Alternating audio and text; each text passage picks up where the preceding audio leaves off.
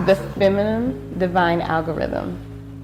So what that is, it is women in the community, Black women, who have stepped into their innate power, their supernatural abilities to heal and nurture their families, the children in the community, protectors. It's on the rise right now. So many women are coming back into themselves. They're loving themselves. They're creating softer lives for themselves. They're tapping into the purest parts of themselves, of feminine energy, reparenting their inner child.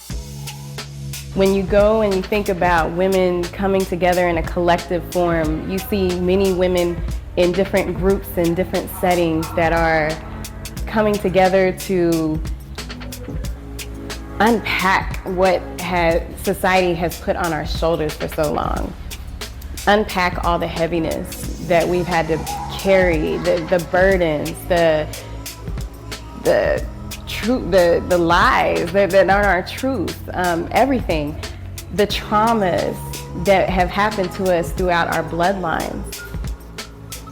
2022, more women are coming together now and understanding that when they form a collective, what do you want to call it? A collective, when they come together, it's powerful, and they're starting to understand that.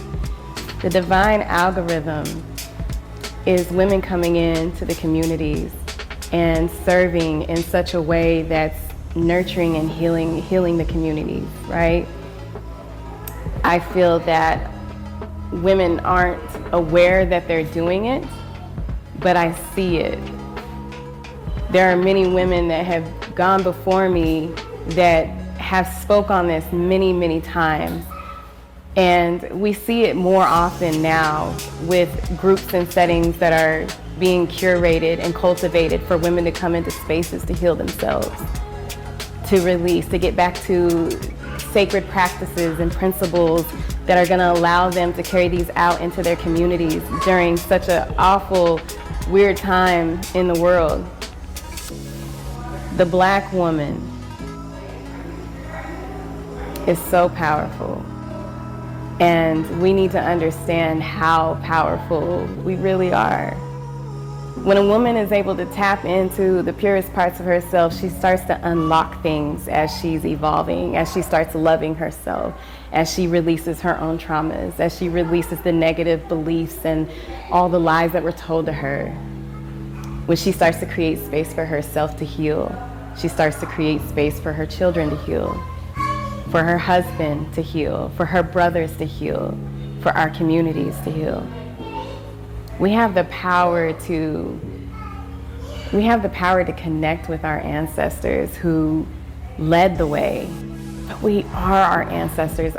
People try to downplay that and dismantle it to say, well, we get to walk our own path. We do. But we have healing to do. The healing that we do is not only surface level, but it's healing our bloodlines.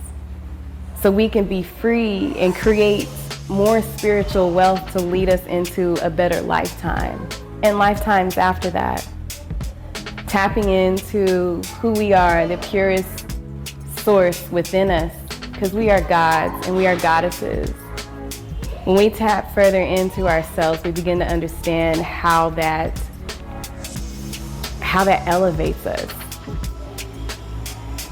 When we start to see the bigger picture and we start to understand our abilities, then we can start teaching our children. We can start sharing with our families. We can start logging these things down and passing them down from children to leaving legacies, is what you call it. So when we do that, it starts with reparenting the inner child within, our purest parts of ourselves. Healing the inner child, women, Black women, healing our wombs. Our wombs are our portals to consciousness. We hold power, sacred power. And when you tap into it, everything else around you, it leaks out. The power, the feminine energy leaks out, and it's inevitable. And so I just encourage every Black woman to go on that journey. Know that you are enough to explore that. It is your birthright. It is who you are. You are your ancestors. You are powerful. Your children chose you for a reason, and it's time to lead. Lead in a way for your families and the community. Pour back into the men, into the community. Apply pressure to those wounds and allow them to rise. Allow them to take their throne as you take yours. So I say.